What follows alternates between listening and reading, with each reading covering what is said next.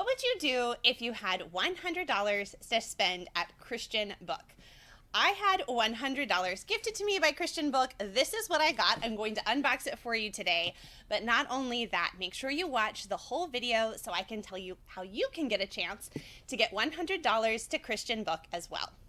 So this is not my first unboxing video from Christianbook. I will try to find all of those and put the previous links in the description below. I think it's actually really fun to see the variety of things I've been able to buy for $100. Christianbook is not just for books. I have bought Legos and toys and jewelry, Christmas gifts, birthday gifts, and of course, homeschool curriculum. So I can't wait to open this box and show you what I got this time. But before I open the box, let me introduce myself to those of you who do not know me. My name is Amy Sloan. I'm a second-generation homeschooling mom of 5, including now 2 homeschool graduates. So I just have 3 kids in my homeschool at home this year. We live in North Carolina, where we pursue a restfully Christian classical education. I write at HumilityandDoxology.com. And I'm the host of the Homeschool Conversations with Humility and Doxology podcast, which is about to kick off season 12. You are not going to want to miss that. You can watch most of the videos here on YouTube, or of course, find the audio in your favorite podcast app. But you're not here to find out more about me. You want to know what's inside this box. So do I. So let's get started. Now, the first thing to know that probably will help explain some of the things I bought this go round is we are studying the Middle Ages in our homeschool textbook-free history this year. And so I'm always looking for fun, new, exciting books to add to our collection. And I think my kids are really going to enjoy some of these. In fact, this is the very first book here on the top of the box is Famous Figures of the Middle Ages and Renaissance. But these are paper dolls to cut, color, and assemble. So like here we have Charlemagne, so fabulous. So the kids will be able to cut these out, assemble them. We have Leif Erikson and all his glory. I think that this will be something that my 2 younger children in particular are going to enjoy. Oh, I just hit myself with the book. Here's Joan of Arc. So I'm really excited about this one. It has praise on the back from Sunlight Curriculum. I've never used Sunlight as a full history program, but I often will go to their lists of books and other suggested resources for recommendations. And so I knew when I saw that, that it would be something I would want to check out. So let's see. There are a couple dozen different characters in here. So excited about this one for our history studies this year. The next book is also for our history studies. It is The Making of a Knight by Patrick O'Brien. Absolutely gorgeous illustrations. Let me see if I can find a really great page to show you. Just really beautiful illustrations. It goes through the life of a young man, James's journey from page to squire to knight. So it's how he earns his armor. So it's both a story, but also kids are going to learn. Like here, they're going to learn about the different elements of a knight's armor, the different kinds of helmets there were. Just really beautiful. I know my 5th grader, my youngest son, Isaac, is going to love this one. I think it would be a fun one we could read together, or he could read on his own. My husband is an engineer, and so our family is always used to seeing his diagrams of bridges and explanations of things. And so when I saw this gorgeous book, I knew I needed to add it to our collection. I actually had a hard time picking which one in the series I wanted to get. Stephen Beasties, I think is how you pronounce his name, incredible cross sections. There was one specifically, I believe, for just the cathedral, but I saw this one and there were more examples than just Middle Ages. So it does have a cross section, in this case of the castle, so you can see the incredible detail and labeling here. An observatory. This particular book also has the cathedral. But it even goes all the way up to modern times with the inside of a car factory. This is one I feel like we wouldn't read cover to cover, but one that my kids could just sit and look through. I could even see this being something we bring with us to the hospital for one of our clinic visits, where you just need something to kind of occupy your mind. The pictures themselves are intricate and worth observing.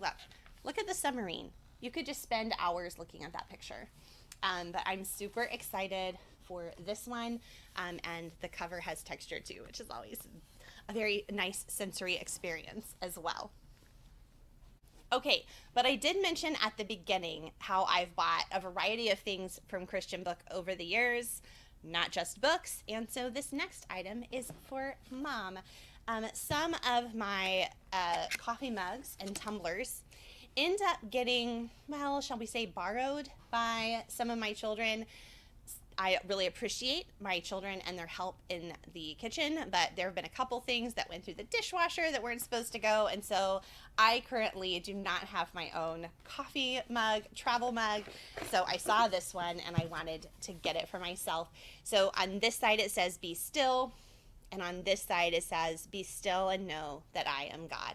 So a nice stainless steel coffee tumbler for all my homeschool mom taxiing needs this year. Okay, so this next one is a gift for myself as well. Some of you who have been around for a while know I'm a huge fan of G.K. Chesterton and also of Shakespeare. In fact, there was a really fun video I did with my oldest daughter last year about our year of Shakespeare. We took a school year, read every single one of Shakespeare's plays. It was about a play a week. And then we recorded a video with what we had learned. Our family loves Shakespeare. We love Chesterton. So when I saw there was a book called The Soul of Wit, G.K. Chesterton on William Shakespeare, I was like, give me this book immediately. I need this for my library. It's just a collection of various writings. So some of them are fuller essays, some are shorter sections. Even like there's a review.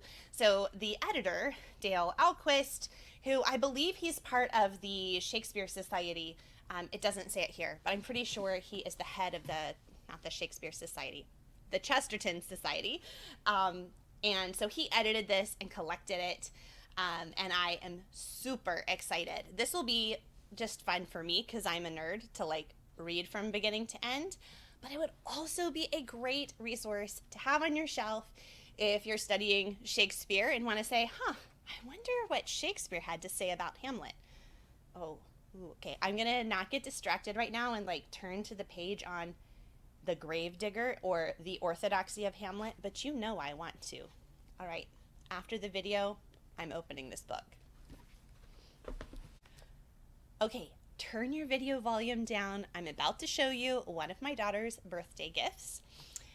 Our entire family loves Jane Austen, and all of them really, but one book that my daughter and I have read together and discussed together is Persuasion, and Captain Wentworth's proposal is probably my favorite Jane Austen proposal. And so when I saw this gorgeous hardback copy of Persuasion, I knew it would be a wonderful gift for Emma for her birthday. It's a Penguin classic, cloth bound. It has the little bookmark in it, the little ribbon bookmark. It's just a beautiful addition, and I know she will love to have this on her shelf, and I'm kind of regretting getting it for her birthday because I want to keep it myself. This next book is a lot different from Jane Austen, but it is a graphic novel that I got for my son to try this year. It's called The Dragon Lord Saga Volume 1, Martin and Marco by Johnny Jemison. Now, I have not read this one yet, but this summer, some of my children did the Rabbit Room Summer Reading Challenge. Different books, different titles, had different points, and they just wrote down what they read and submitted it. We submitted it a little early. Actually, there's probably still time. I think August 31st is the end of that summer reading challenge if you wanted to give it a try. But one of the titles on that list that was suggested for the challenge was this series. I was unfamiliar with it, but it's published by the Rabbit Room. I've seen it recommended by people that I respect, and I thought a little bit of dragon fun would be great for my youngest son, who loves to read, loves stories, but still can struggle some with reading with his eyes. And I thought something that's just a little bit less text, more pictures, might be something fun for a year that academically will be a bit of a challenge. This will be just for fun. Our family loves church history. Emma and Grace, two of my daughters, have been co-hosts on the Kids Talk Church History podcast, which I would highly recommend for your family and for your kids. But it's something our whole family loves. And so this is a new book to me. I wanted to add it to our family bookshelf. It's called Shapers of Christianity by Nick Needham. It is published by Banner of Truth, which is a publisher I really respect and admire. So I trusted it, even though I haven't read about this book previously. But it's brief sketches of 12 outstanding Christians from across the ages. And I liked that approach. It's not trying to give you all of church history. It's not even trying to tell you everyone who's been important in church history. But he chose 12 particular people that he thinks have specifically shaped the course of the church and of Christianity from the early church till now. So Irenaeus of Lyon, Gregory of Nazianzus, Anselm of Canterbury, Theophylact of Ochrid, John Wycliffe, Peter Martyr, Francis Turretin, John Wesley, Jonathan Edwards, Tikhon of Zadomsk. I am not familiar with him. I will have to read that chapter. Benjamin Breckenridge Warfield. You may be more familiar with his name as B.B. Warfield. And then J. Gresham Machen. So I'm really excited. It is a small book. It's less than 100 pages. I think this would be a fun one even to read as a family, possibly on Sundays over lunch. The chapters are short and accessible, and it would lead to lots of really great discussions. All right, we are to the bottom of the box, but there are 2 items left. It's actually the same item that I bought 2 of. One of the things that's really blessed our family this year is all of the people who continue to write us letters. After Isaac's diagnosis 2 years ago, of course, so many people sent us encouraging messages and notes telling us they were praying for him in the midst of his cancer treatment. And as he still continues to go through that, those people who continue to write us notes to let us know they're thinking of us and praying for us, it's been an incredible encouragement to me personally and to our whole family. And I realized that, again, much like with my coffee mugs, my children have used a lot of my beautiful stationery.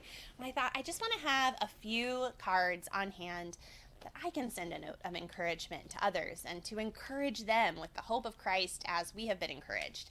And so these were so reasonably priced. These are beautiful, simple cards with scripture, 12 per box. I was able to buy both of these for probably less than I could buy one fancy card at, Hallmark or Walmart or whatever. And so I was really thankful to add these and just have them ready on hand. I'm still pretty blown away that I could get all of this for $100 at Christianbook. I would love to hear in the comments what you would buy if you are the winner of the Christianbook giveaway. For your own chance to win $100 gift card to Christianbook, go to HumilityandDoxology.com/giveaway. That's where I have all the details. I will also put that link down below in the video description. I would love for you to go to my page on Christianbook. You can go to HumilityandDoxology.com/favorites. That's an easier link to remember. So go there. It'll take you to my special page at Christianbook.com, where I give some of my favorite homeschool and other resource recommendations. I would love for you to look through that list and tell me maybe something you were surprised to find that Christianbook carries, or a book that now you want to add to your own wish list. I would also love for you to take a minute to subscribe here to the Humility and Doxology channel on YouTube.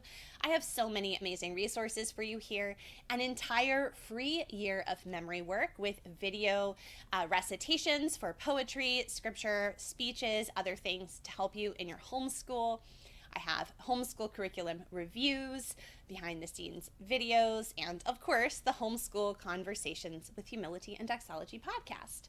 I would love for you to be a part of this community. And until next time, happy homeschooling.